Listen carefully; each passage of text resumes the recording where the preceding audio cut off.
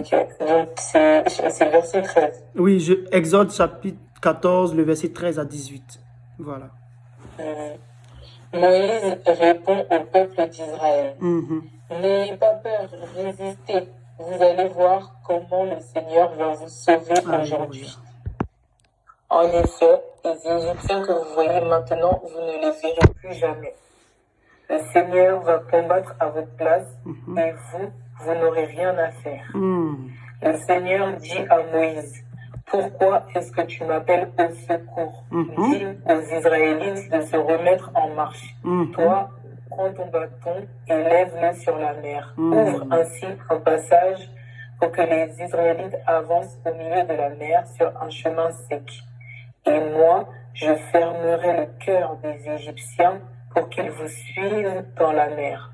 Mais je montrerai ma gloire en écrasant le roi d'Égypte et toute son armée, ses chars et ses cavaliers. Oui, cette défaite du roi d'Égypte, de ses chars et de ses cavaliers, montrera ma gloire. Ainsi, les Égyptiens sauront que le Seigneur, c'est moi. Alléluia. Merci Seigneur. J'aime bien ta version. J'aime bien ta version. Je vais faire une seconde lecture, bien aimé, pour que vraiment on puisse bien comprendre. Merci Dorine, merci pour ta lecture. En tout cas, j'aime bien ta version, elle est claire, limpide, et puis bon. En tout cas, merci Seigneur. Exode 14, le verset 13 au verset 18. Voilà ce que le Seigneur dit à Moïse quand le peuple est arrivé devant la mer Rouge. Il dit, Moïse répondit au peuple, ne craignez rien, restez en place et regardez la délivrance de l'Éternel. La délivrance que l'Éternel va vous accorder en ce jour. Car les Égyptiens que vous voyez aujourd'hui, vous ne les verrez plus jamais. Verset 14. L'Éternel combattra pour vous et vous gardez le silence. L'Éternel dit à Moïse, ah, pourquoi ces cris? Parle aux enfants d'Israël et qu'ils marchent.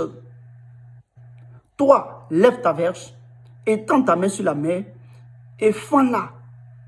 Et les enfants d'Israël entreront au milieu de la mer à sec. Verset 17. Et moi, je vais endurcir le cœur des Égyptiens pour qu'ils y rentrent après eux.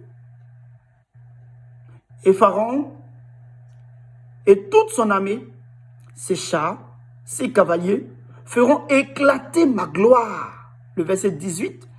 Et les Égyptiens sauront que je suis l'Éternel.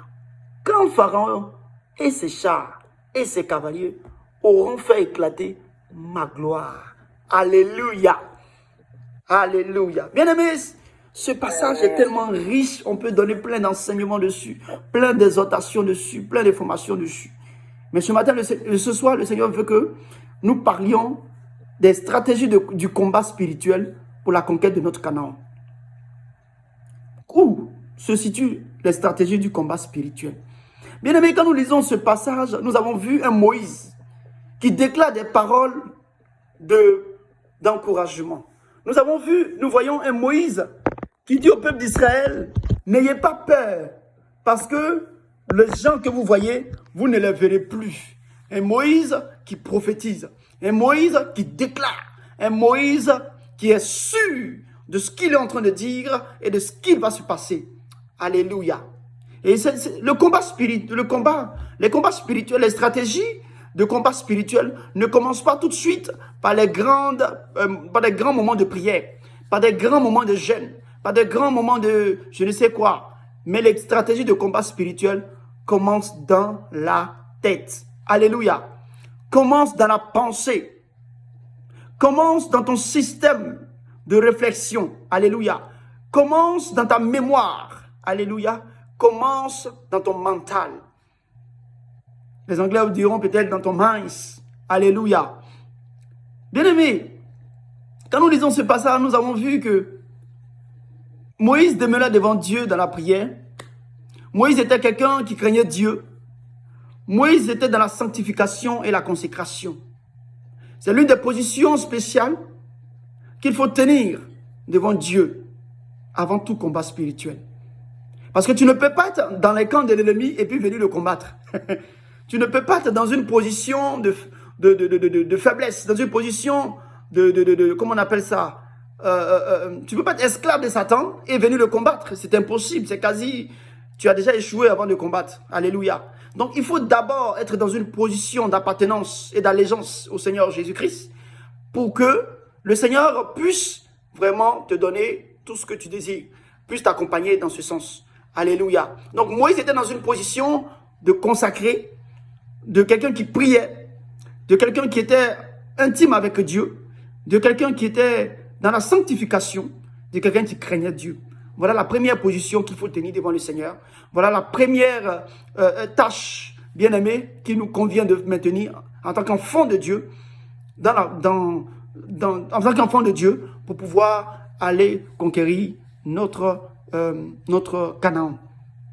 Parce que vous avez vu à la suite, tout le peuple qui n'était pas dans cette position-là, bien-aimés, ne sont pas arrivés à Canaan. Tous ceux qui n'étaient pas dans cette position de sanctification, de crainte de la part de l'Éternel, à la longue, la Bible dit qu'ils ne sont pas allés à Canaan. Et Dieu même a imputé cela à Moïse. La preuve, Moïse a vu Canaan, il n'y est pas rentré. Malgré sa vie de prière, malgré sa sanctification. Mais puisqu'il était le leader de ce peuple, Dieu a voulu qu'en tant que leader, il donne l'exemple. Et que Moïse ne rentre pas aussi dans Canaan.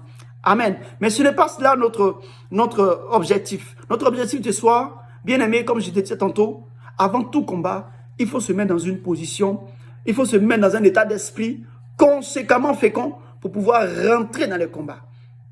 Et ce soir, nous allons voir 3 points. Nous avons vu Exode, ce que nous avons vu dans ce passage d'Exode, ce que le Seigneur essaie de nous montrer. Alléluia. Et je peux dire en introduction que les plus grands défis annoncent de grands combats. Et ça, c'est clair. Quand il y a un grand défi devant toi, c'est que tu auras un grand combat à faire. Amen. Quand il y a des grands défis, c'est qu'il y a des grands combats. Mais si aussi il y a des grands combats, il y a aussi de nouvelles stratégies que tu dois mettre en place. Il y a de nouvelles stratégies, bien aimées, de grandes stratégies aussi que tu dois mettre en place. On dit la hauteur appelle la hauteur. La grandeur appelle la grandeur.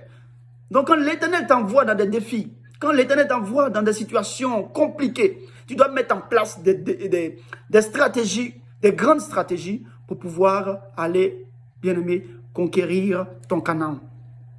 Donc c'est en relevant ces défis-là que nous pourrons rentrer dans les grandes victoires. Dans les grandes victoires. Amen. Amen. Première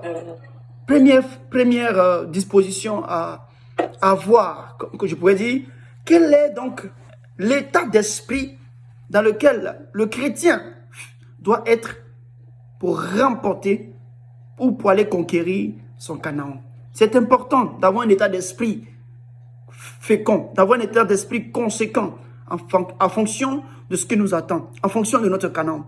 Le premier état d'esprit que nous devons avoir, bien aimé, je l'ai dit tantôt, c'est avoir la pensée d'un vainqueur. Amen. C'est avoir la pensée d'un vainqueur. Si tu vas dans une position de vaincu, bien aimé, sache que tu as déjà échoué. Ton Canaan va t'échapper. Si tu vas dans une position de faiblesse, sache que ton Canaan va t'échapper. Il faut être dans une position de vainqueur. Il faut savoir que tu es un vainqueur et qu'aucun combat ne peut être, tu n'échoues pas dans tes combats. Donc, mets-toi conséquemment dans une position de vainqueur. Mets-toi conséquemment dans une position d'une personne qui n'échoue pas dans les combats. D'une personne qui a toujours remporté son combat. Alléluia. Mets-toi dans la position de quelqu'un qui a déjà vaincu, quelqu'un qui a déjà la victoire et qui va tout simplement pour la récupérer. Amen. Première position, c'est la première position qui est là. Deuxième position à maintenir, bien aimé, ou deuxième état d'esprit, c'est de savoir que l'Éternel a déjà combattu pour nous. Et quand nous lisons dans le passage 15, voilà ce que le Seigneur dit à Moïse. L'Éternel dit à Moïse, pourquoi ces cris? C'est-à-dire que le Seigneur s'étonne. Pourquoi le peuple d'Israël crie? Parce que Dieu Dieu avait déjà combattu. Dieu avait déjà tout fait. Et par la bouche, par la déclaration des paroles de Moïse, bien aimé, le Seigneur avait déjà accompli.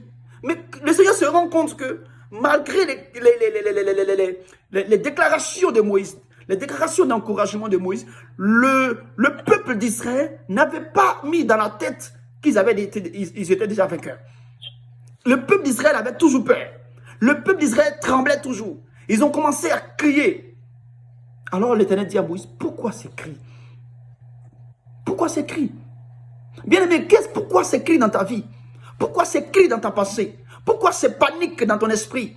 L'Éternel a déjà combattu. Il t'a donné une promesse. L'Éternel a déjà combattu pour toi. L'Éternel ne t'envoie pas dans une situation où il n'a pas encore combattu pour toi. Parce que le combat n'est pas forcément physique. Le combat est d'abord spirituel. Donc l'Éternel t'a déjà donné la victoire spirituellement. C'est pour la saisir qu'il faut des stratégies pour y rentrer. Alléluia. C'est pour saisir les victoires que Dieu t'a données spirituellement qu'il faut te mettre en place des stratégies. Sinon, aucune bataille ne peut t'échapper puisque l'Éternel a déjà vaincu. Il a dit quoi? Sur la croix, l'Éternel a tout pris. Lui-même, il a dit, avant de rendre l'âme, il dit, tout est accompli. Dans le tout est accompli, bien aimé, aucun combat sur la terre, en ceux qui sont en Jésus-Christ, ne peut leur échapper. Amen. C'est pourquoi il dit, ils ont vaincu l'ennemi de nos âmes à cause du sang de l'agneau. Alléluia. Ils ont vaincu l'ennemi de nos âmes à cause du sang de l'agneau, à cause de la mort de Jésus-Christ sur la croix et de la parole ou de leur témoignage. Alléluia.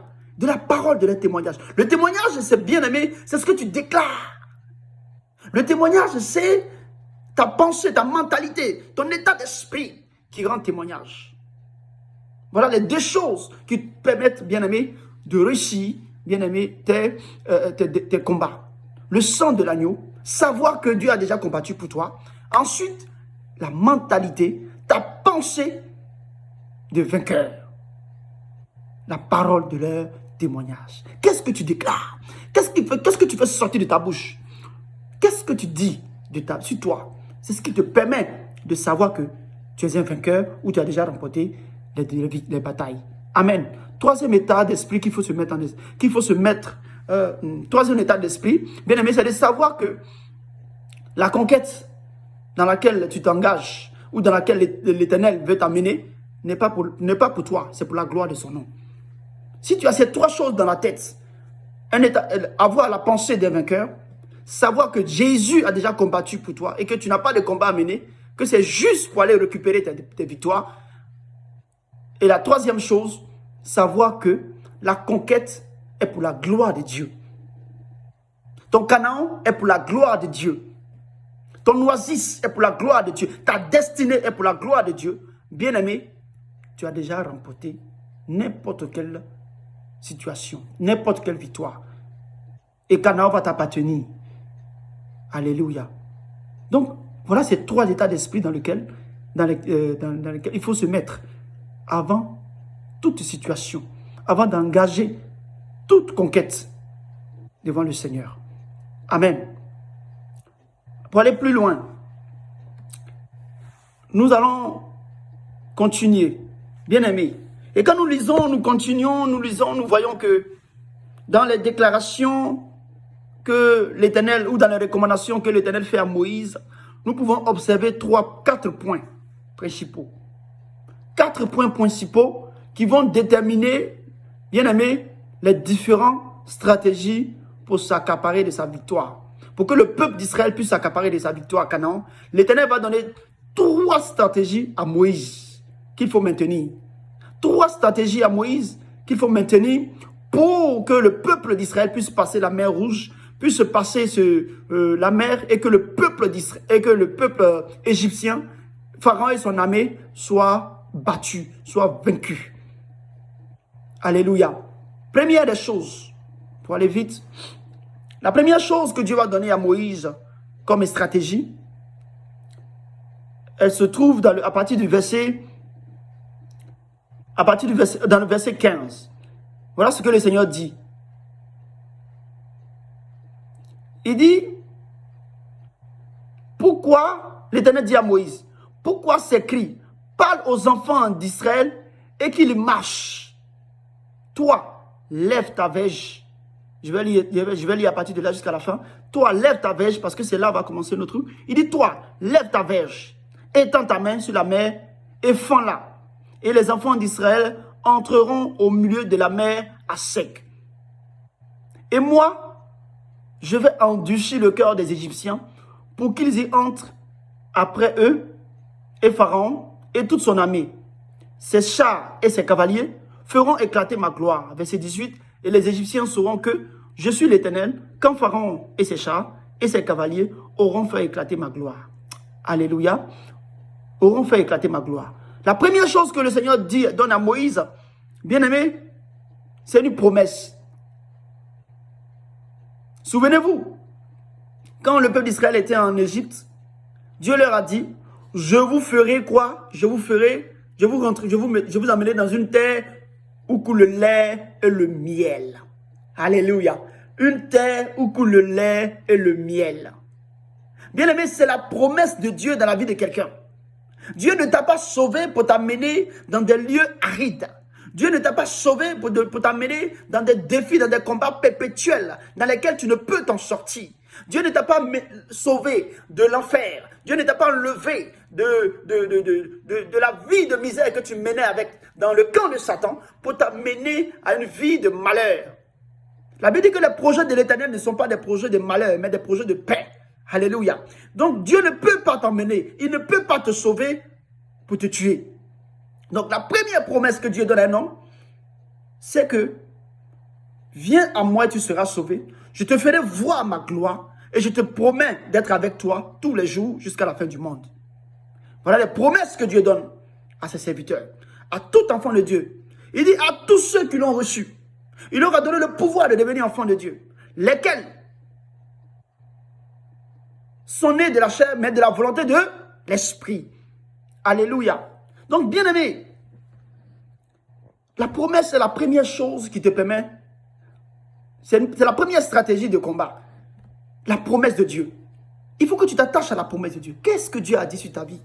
Qu'est-ce que Dieu a prononcé sur ta vie? Qu'est-ce que l'Éternel t'a dit exactement lorsque tu l'as reçu? Depuis que tu es dans le Seigneur, quelles sont les promesses qui sont accrochées à ta vie? Parce que ce sont les promesses qui vont déterminer la fermeté dans ta foi. Alléluia. Ce sont les promesses qui vont déterminer ton encouragement. Bien-aimé, ce sont les promesses de Dieu qui vont te motiver, qui vont te donner une foi ferme. La promesse est la source de motivation pour une action concrète. Sans promesse, il n'y a pas de motivation, pas de conviction profonde. Dieu promet à Abraham. Dieu dit à Abraham, Abraham, prends tes affaires et pars. Je ferai de toi une multitude. De toi sortira une multitude d'hommes, une multitude de générations. Promesse. Abraham n'a pas encore vu, mais Dieu lui a fait une promesse. Il prend ses affaires, il dégage de ses parents. Dieu fait une promesse à Joseph. Il dit, la promesse de Dieu sur la vie de Joseph, c'était les songes qu'il a fait. Il a donné à ses frères. Dieu dit qu'il va le lever. Dieu dit qu'il va le rendre grand. Jusqu'à ce que ses frères viennent se prosterner devant lui. Et il a fait. Joseph a s'attaché à cette promesse lorsqu'il était chez Potiphar. Et à cause de cette promesse qui est sur sa vie, Joseph a été capable de garder la foi. Parce que Dieu lui a promis ça. Bien aimé, sans promesse, nous sommes déséquilibrés. C'est pourquoi nous devons nous accrocher aux promesses de Dieu, à la promesse de Dieu dans nos vies. Amen. Dieu promet à David de faire de lui un roi. Il a oint, c'est une promesse. Mais David n'était pas encore roi. Mais David n'était pas roi parce que Saül était encore sur le trône. Alléluia. Bien aimé, nous devons nous accrocher aux promesses de Dieu. Nous devons nous accrocher aux promesses de Dieu. Le même David, lorsqu'il est venu voir, bien aimé, ses frères au combat contre Goliath, et que ses frères lui ont dit, toi tu es trop curieux, quitte là, c'est pour chercher quoi encore, pour se moquer de nous. Il allait voir d'autres personnes. On dit, il a demandé, il dit, mais il a demandé à ces personnes, mais celui qui tue Goliath là, frère, on lui donne quoi? Qu'est-ce qu'il a comme récompense? Bien aimé, la promesse est une source de motivation. On dit, petit, celui qui tue Goliath, là, le roi dit, il lui donne sa fille en mariage. Seigneur. Les gens ne connaissaient pas David. Je pense que si on le connaissait, on n'allait pas lui dire ça. Ils disent, celui qui tue Goliath, là, le roi lui donne sa fille en mariage.